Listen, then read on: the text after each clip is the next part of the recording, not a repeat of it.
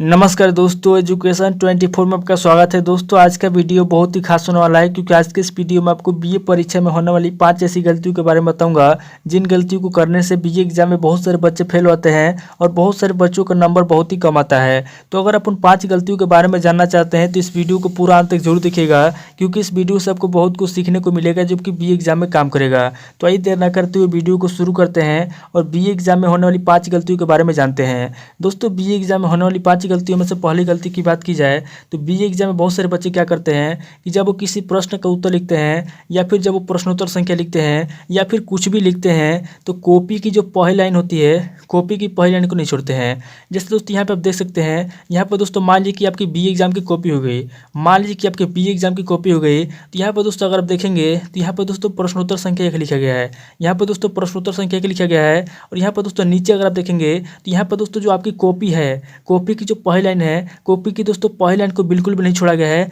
यानी कि इस कॉपी के अंदर कोई भी लाइन नहीं छोड़ा गया है, डायरेक्ट दोस्तों कॉपी की पहली लाइन से लिखना शुरू किया गया है। तो एग्जाम में दोस्तों बहुत सारे बच्चे क्या करते हैं, गलती नंबर 1 यही करते हैं कि कॉपी की जो पहली लाइन होती है, कॉपी की पहली लाइन को नहीं छोड़ते हैं और कॉपी की पहली लाइन से लिखना शुरू कर देते हैं और इस गलती की वजह से दोस्तों बहुत सारे बच्चों का नंबर कटता है। तो एग्जाम में दोस्तों आपको भूल करके भी इस तरीके से नहीं लिखना है कि दोस्तों ये जो तरीका होता है, ये दोस्तों तरीका बिल्कुल भी गलत होता है। दोस्तों चाहे आपका बीए का एग्जाम हो, चाहे हाई स्कूल का एग्जाम हो, चाहे इंटर का एग्जाम हो, दोस्तों आप हाई स्कूल, इंटर, बीए किसी भी एग्जाम अगर आप लिख रहे हैं तो किसी भी एग्जाम में दोस्तों जो लिखित परीक्षाएं होती है, दोस्तों आप चाहे बीए के एग्जाम दे रहे हो, चाहे इंटर के एग्जाम दे रहे हो, चाहे हाई स्कूल के एग्जाम दे रहे हो, दोस्तों आपकी जो कॉपी होती है, कॉपी की जो पहली लाइन होती है, कॉपी की पहली लाइन को हमेशा छोड़ा जाता है और पहली लाइन को छोड़ करके दूसरी लाइन से लिखना शुरू किया जाता है। तो एग्जाम में दोस्तों आपको बीए एग्जाम में अगर आप लिख रहे हैं या फिर इंटर के एग्जाम में लिख रहे हैं या हाई स्कूल के एग्जाम दे रहे हैं तो एग्जाम में दोस्तों कॉपी की जो पहली लाइन होती है, मैं आपको क्या समझना चाहता हूँ ध्यान समझिए। कॉपी की जो पहली लाइन होती है, एग्जाम में दोस्तों आपको कॉपी की पहली लाइन को छोड़ना है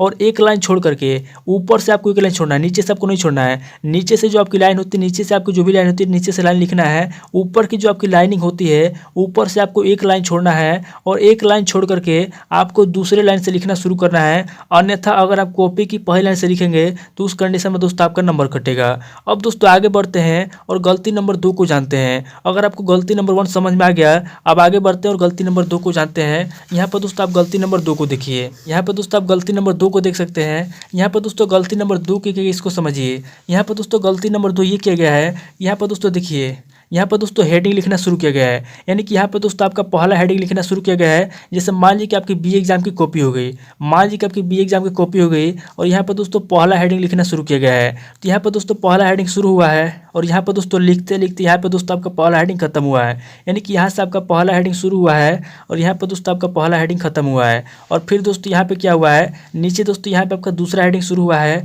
और फिर दोस्तों नीचे जाएंगे तो यहाँ पर दोस्तों आपका दूसरा हेडिंग यहाँ पे खत्म हुआ है और यहाँ पर दोस्तों आपका तीसरा हेडिंग शुरू हुआ है। तो यहाँ पर दोस्तों यहाँ पे गलती ये किया गया है कि यहाँ पर दोस्तों जो आपका पहला हेडिंग खत्म हुआ है, यानी कि यहाँ पे आपका पहला हेडिंग खत्म हुआ है। ध्यान से देखिए, मैं आपको क्या समझना चाहता हूँ, समझने की कोशिश कीजिए। यहाँ पर दोस्तों आप देखेंगे तो यहाँ पर दोस्तों आपका पहला हेडिंग खत्म हुआ है और यहाँ पर दोस्तों आपका दूसरा हेडिंग शुरू हुआ है। तो यहाँ पर दोस्तों पहले हेडिंग के खत्म होने पे और दूसरे हेडिंग के शुरू होने पे बीच में कोई भी लाइन नहीं छोड़ा गया है। तो एग्जाम में दोस्तों बहुत सारे बच्चे यही गलती करते हैं जब वो एग्जाम की कॉपी लिखते हैं, यानी कि जब वो किसी भी प्रश्न का उत्तर लिखते हैं और उत्तर लिखते समय जब किसी प्रश्न का हेडिंग लिखते हैं तो हेडिंग लिखते समय क्या करते हैं कि पहला हेडिंग खत्म होने पे और दूसरे हेडिंग के शुरू होने पे बीच में कोई भी लाइन नहीं छोड़ते हैं। जबकि दोस्तों लिखने का सही तरीका क्या होता है, लिखने का सही तरीका ये होता है कि जैसे मान लीजिए कि यहाँ पे आप पहला हेडिंग लिख रहे हैं, जैसे यहाँ से आपका पहला हेडिंग शुरू हुआ है और यहाँ पर दोस्तों आपका पहला हेडिंग खत्म हुआ है, तो जहाँ पे आपका पहला हेडिंग खत्म हुआ है उसके नीचे की जो लाइन होती है, नीचे दोस्तों हेडिंग खत्म होने के नीचे आपको एक लाइन छोड़ना है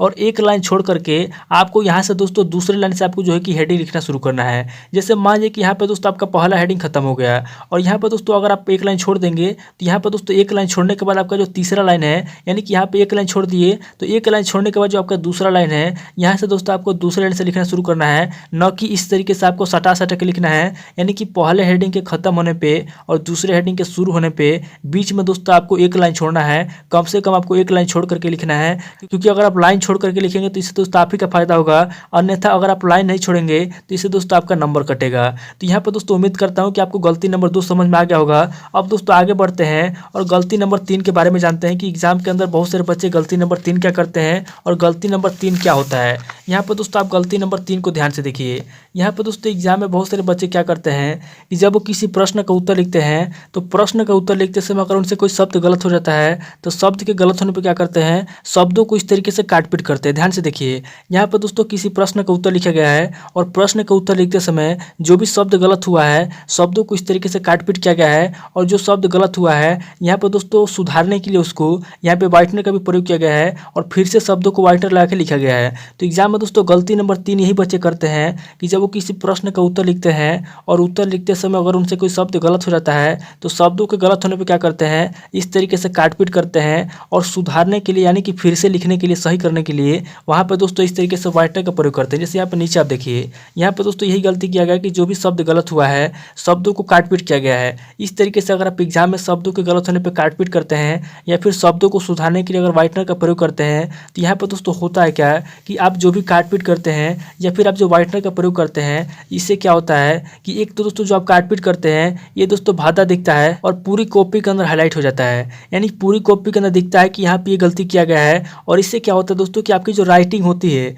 आपकी जो लिखावट होती है दोस्तों, लिखावट खराब हो जाती है। और लिखावट खराब होने पर क्या होता है, आपको पता है कि अगर आपकी राइटिंग खराब हो जाती है या फिर अगर आपकी कॉपी के अंदर कुछ भी गलत हो जाता है तो उस कंडीशन में दोस्तों एग्जामिनर आपका नंबर काटते हैं। तो एग्जाम में दोस्तों गलती नंबर 3 बहुत ज़्यादा बच्चे करते हैं जब वो किसी भी प्रश्न का उत्तर लिखते हैं और प्रश्न का उत्तर लिखते समय अगर उनसे कोई शब्द गलत हो जाता है तो शब्द के गलत होने पर क्या करते हैं, इस तरीके से दोस्तों काटपीट करते हैं या फिर उसको सुधारने के लिए, गलतियों को छुपाने के लिए यहाँ पर दोस्तों व्हाइटनर का प्रयोग करते हैं और व्हाइटनर का प्रयोग करके फिर से वहाँ पे लिखते हैं। तो एग्जाम में दोस्तों आपको गलती नंबर 3 बिल्कुल भी नहीं करना है। अगर आपसे कोई शब्द गलत हो जाता है तो शब्द के गलत होने पर आपको इस तरीके से काटपीट नहीं करना है, बल्कि आपको क्या करना है समझ लीजिए। जैसे मान लीजिए कि आपसे ये शब्द गलत हो गया, जैसे यहाँ पे एक शब्द है प्राचीनतम, जैसे मान लीजिए कि एग्जाम में आपसे शब्द गलत हो गया प्राचीनतम। अब दोस्तों आपको क्या करना है कि अगर आपसे शब्द गलत हो गया है तो या तो आप उस शब्द को छोड़ दीजिए, यानी कि मान लीजिए कि आप लिख रहे हैं उत्तर और आपका कोई शब्द गलत हो गया है तो या तो आप बिल्कुल शब्दों को छेड़छाड़ मत कीजिए, उसको उसी तरीके से छोड़ दीजिए,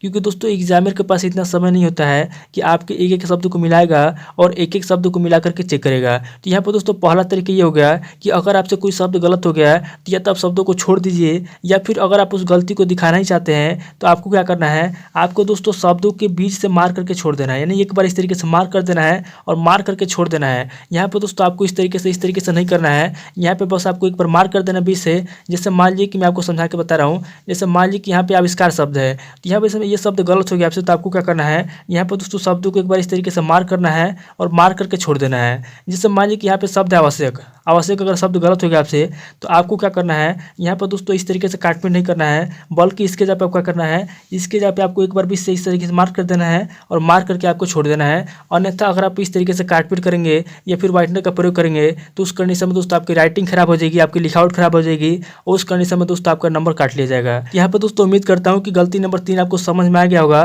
कि एग्जाम के अंदर अगर आपसे कोई शब्द गलत होता है तो क्या करना है और किस तरीके से लिखावट को सुधारना है। अब दोस्तों आगे बढ़ते हैं और गलती नंबर 4 को देखते हैं। तो यहाँ पर दोस्तों गलती नंबर 4 एग्जाम के अंदर बहुत सारे बच्चे क्या करते हैं कि एग्जाम में दोस्तों बहुत सारे बच्चे क्या करते हैं कि शुरुआती में 7 से 8 पेज बहुत अच्छे तरीके से लिखते हैं। शुरुआती में उनका राइटिंग भी अच्छा होता है, लिखावट भी अच्छा होता है, उनकी स्पीड भी ज़्यादा होती है, यानी कि शुरुआत में सब कुछ अच्छा होता है। शुरुआती में जो भी उनके शब्द होते हैं शब्दों को लाइन पे लिखते हैं, सब कुछ अच्छा होता है, राइटिंग भी अच्छा होता है, लिखावट भी अच्छा होता है, सब कुछ अच्छा होता है। लेकिन जैसे ही 7 से 8 पेज लिख लेते हैं और आगे बढ़ते हैं, उसके बाद दोस्तों होता है क्या कि जब उनको पता चलता है कि समय बहुत कम बचा हुआ है और उस कम समय बहुत ज़्यादा लिखना है, तो उस कंडीशन में दोस्तों बच्चे क्या करते हैं कि जल्दीबाजी में लिखने के लिए, फास्ट लिखने के चक्कर में क्या करते हैं, शब्दों को लाइन के नीचे लिखना शुरू कर देते हैं। अब दोस्तों शब्दों को लाइन के नीचे क्यों लिखते हैं, क्योंकि दोस्तों इससे होता है क्या कि मान लीजिए कि अगर आप शब्दों को लाइन के नीचे लिखते हैं तो इससे दोस्तों आप फास्ट लिख पाते हैं। जैसे आपने देखा होगा कि अगर आप शब्दों को लाइन पर लिखते हैं तो इसमें दोस्तों टाइम लगता है। जैसे अगर आप कभी लिख के देखिएगा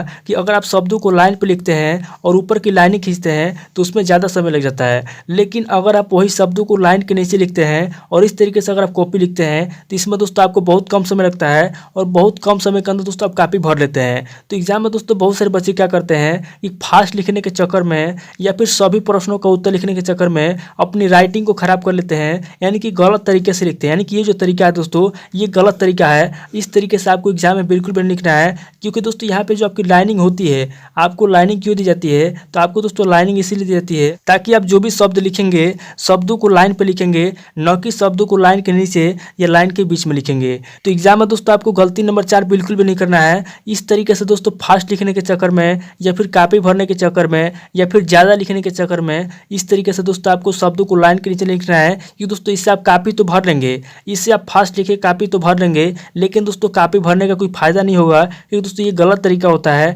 अगर आप इस तरीके से लिखेंगे तो जो एग्जामिनर होते हैं, जो आपकी कॉपी चेक करते हैं, वो दोस्तों आपको ज़्यादा नंबर नहीं देंगे। इसलिए दोस्तों आप जितना भी लिखते हैं एग्जाम के अंदर, चाहे आप 4 पेज लिखे, 5 पेज लिखे, 10 पेज लिखे, आप चाहे जितना भी लिखते हैं, आपको दोस्तों कापी नहीं भरना है। आपको दोस्तों अपने लिखावट पर ध्यान देना है, क्योंकि दोस्तों आपकी जो लिखावट होती है दोस्तों, लिखावट मेन होती है। अगर आपकी लिखावट अच्छी रहेगी तो दोस्तों आपका अच्छा नंबर मिलेगा, और अगर आपकी लिखावट खराब हो जाएगी तो आपका खराब नंबर मिलेगा। तो दोस्तों उम्मीद करता हूँ कि आपको गलती नंबर 4 समझ में आ गया होगा। अब दोस्तों आगे बढ़ते हैं और गलती नंबर 5 को देखते हैं कि एग्जाम में दोस्तों गलती नंबर 5 बच्चे क्या करते हैं। तो यहाँ पर दोस्तों गलती नंबर 5 की बात की जाए तो एग्जाम में दोस्तों बहुत सारे बच्चे क्या करते हैं कि जो लॉन्ग क्वेश्चन होता है, यानी कि जो दीर्घ उत्तरीय प्रश्न होता है, दीर्घ उत्तरीय प्रश्न के आंसर 1.5 से 2 पेज में लिखते हैं। अब दोस्तों आपको पता है कि जो लॉन्ग क्वेश्चन होता है, यानी कि जो दीर्घ उत्तरीय प्रश्न होता है, वो दोस्तों एक क्वेश्चन जो होता है आपका 15 से 20 नंबर का होता है, यानी कि लॉन्ग क्वेश्चन ज़्यादा नंबर का होता है। अब दोस्तों आप खुद सोचिए कि अगर आप लॉन्ग क्वेश्चन के आंसर केवल 1.5 से 2 पेज में लिखेंगे तो आपको दोस्तों 15 से 20 नंबर कैसे मिलेगा? तो यहाँ पर दोस्तों एग्जाम में बहुत सारे बच्चे क्या करते हैं कि जो लॉन्ग क्वेश्चन होता है, यानी कि जो दीर्घ उत्तरीय प्रश्न होता है, दीर्घ उत्तरीय प्रश्न का उत्तर 1.5 से 2 पेज में लिखते हैं, और 1.5 से 2 पेज में लिखने की वजह से उनको दोस्तों ज़्यादा नंबर नहीं मिलता है। तो यहाँ पर दोस्तों आपको गलती नंबर 5 नहीं करना है। एग्जाम में दोस्तों आपको लॉन्ग क्वेश्चन के आंसर 1.5 से 2 पेज में लिखना है। आपको दोस्तों लॉन्ग क्वेश्चन के आंसर कितने पेज में लिखना है, कितने पेज में लिखना है, ध्यान समझ लीजिए। यहाँ पर दोस्तों जो लॉन्ग क्वेश्चन होता है, यानी कि जो दीर्घ उत्तरीय प्रश्न होता है, आपको दोस्तों पता है कि जो दीर्घ उत्तरीय प्रश्न होता है उसका आंसर आपको 500 शब्दों में लिखने का निर्देश होता है। यानी कि आपका जो क्वेश्चन पेपर होता है, क्वेश्चन पेपर में लिखा होता है कि निम्नलिखित प्रश्नों का उत्तर आपको 500 शब्दों में देने हैं। अब दोस्तों जो आपका 500 शब्द होता है, ये दोस्तों जो आपका 500 शब्द होता है, ये दोस्तों अगर आप लिखेंगे, इसका 500 शब्दों को लिखेंगे अगर, तो ये दोस्तों आपका आता है 3 पेज में, 3.5 पेज में, या फिर 4 पेज में। यानी कि अगर आप कम से कम लिख रहे हैं बी एग्जाम में, तो लॉन्ग क्वेश्चन के आंसर आपको कम से कम 3 पेज में लिखना है। अगर बढ़ा के लिख रहे हैं तो 3.5 पेज में लिखना है, और इसके बाद आप 4 पेज में लिख सकते हैं। यानी कि कम से कम आपको 3 पेज में लिखना है, 3 पेज से नीचे आपको नहीं लिखना है, क्योंकि अगर आप 3 पेज से नीचे लिखेंगे तो दोस्तों हो जाएगा शॉर्ट क्वेश्चन। यानी कि अगर आप 3 पेज से नीचे लिखेंगे दोस्तों हो जाएगा शॉर्ट क्वेश्चन, और शॉर्ट क्वेश्चन के आंसर अगर लिखेंगे तो उस कंडीशन में दोस्तों आपको 15 से 20 नंबर नहीं मिलेगा, क्योंकि जो लॉन्ग क्वेश्चन होता है, लॉन्ग क्वेश्चन के आंसर 15 से 20 नंबर का होता है। तो याद रखिएगा दोस्तों कि जो लॉन्ग क्वेश्चन होता है, एक लॉन्ग क्वेश्चन के आंसर आपको कम से कम 3 पेज में लिखना है, और अधिक से अधिक आपको 4 पेज में लिखना है। यानी कि 3 से 4 पेज के बीच में लिखना है, इससे कम आपको नहीं लिखना है लॉन्ग क्वेश्चन के आंसर। अब दोस्तों जो लघु उत्तरीय प्रश्न होता है, यानी जो शॉर्ट क्वेश्चन होता है, शॉर्ट क्वेश्चन के आंसर आप लिख रहे हैं तो आपको दोस्तों पता है कि शॉर्ट क्वेश्चन जो होता है, यानी कि जो लघु उत्तरीय प्रश्न होता है, उसका दोस्तों 200 शब्दों में लिखने का आदेश होता है। यानी कि क्वेश्चन पेपर में लिखा होता है कि निम्नलिखित प्रश्नों का उत्तर आपको 200 शब्दों में देना है। अब दोस्तों आपका जो 200 शब्द होता है, आपका जो 200 शब्द होता है, ये दोस्तों आपका 200 शब्द आता है 1.5 से 2 पेज में। यानी कि अगर आप लघु उत्तरीय प्रश्न का उत्तर लिख रहे हैं तो आपको लघु उत्तरीय प्रश्न का उत्तर कम से कम 1.5 से 2 पेज में लिखना है, इससे कम आपको नहीं लिखना है, क्योंकि इससे कम आप लिखेंगे दोस्तों आपको नंबर नहीं मिलेगा।